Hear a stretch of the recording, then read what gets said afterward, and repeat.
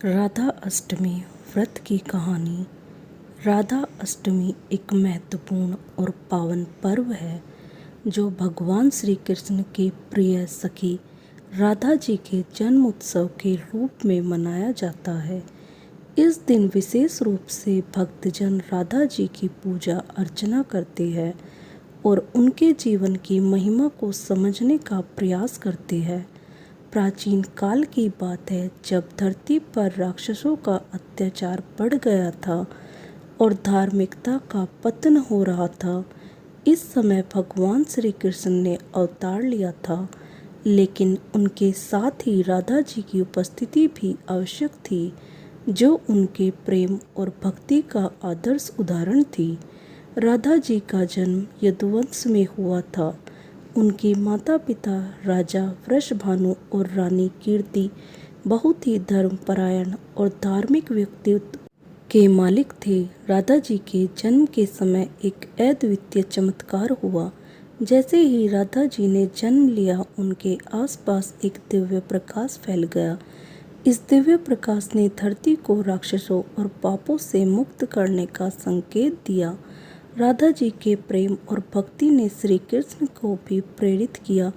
राधा जी ने हमेशा कृष्ण के साथ गहराई से जुड़े रहने और उनकी सेवा करने का प्रयास किया।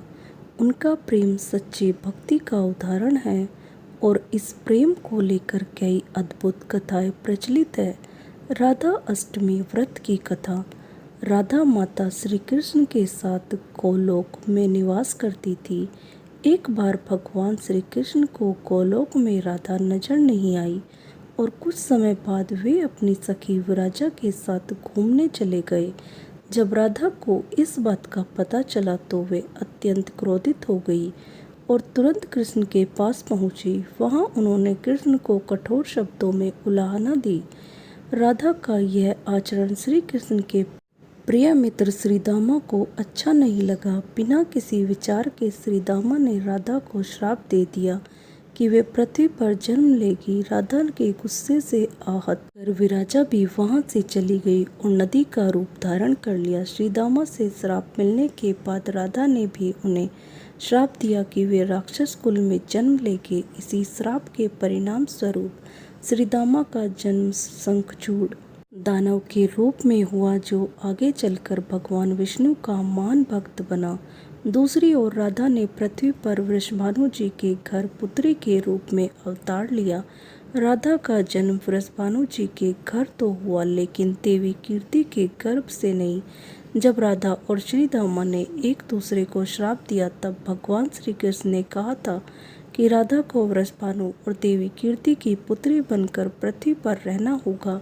मनुष्य योनि में आपका विवाह का संबंध एक वैश्य से होगा, जो मेरे ही अंश का अवतार होगा। इस प्रकार आप पृथ्वी पर भी मेरी ही संगनी रहेगी, लेकिन हमें पृथ्वी पर अलग होने का दुख सहना होगा। इसके बाद भगवान श्री कृष्ण ने राधा से कहा कि अब आप मनुष्य योनि में जन्म लेने की तैयारी करें।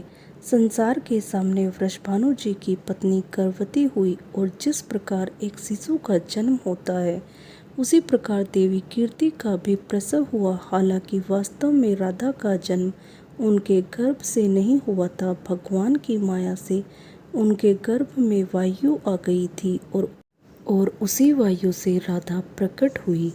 प्रसव के समय देवी कीर्ति को पीड़ा हो रही थी और उसी समय राधा के रूप में एक सुंदर कन्या का जन्म हुआ। राधा का अवतरण भाद्र मास के शुक्ल पक्ष की अष्टमी तिथि को हुआ और तभी से हर वर्ष इस दिन को राधा अष्टमी के रूप में मनाया जाता है। राधा अष्टमी के दिन एक विशेष पूजा की जाती है, जिसमें भक्तजन राधा जी की महिमा का गान करते हैं। कथा के अनुसार राधा जी का जीवन पूर्णतः और भक्ति का आदर्श उदाहरण है। एक बार जब श्री कृष्ण ने राधा जी से पूछा कि उनकी भक्ति का रहस्य क्या है, तो राधा जी ने उत्तर दिया कि उनकी भक्ति में केवल प्रेम और समर्पण है।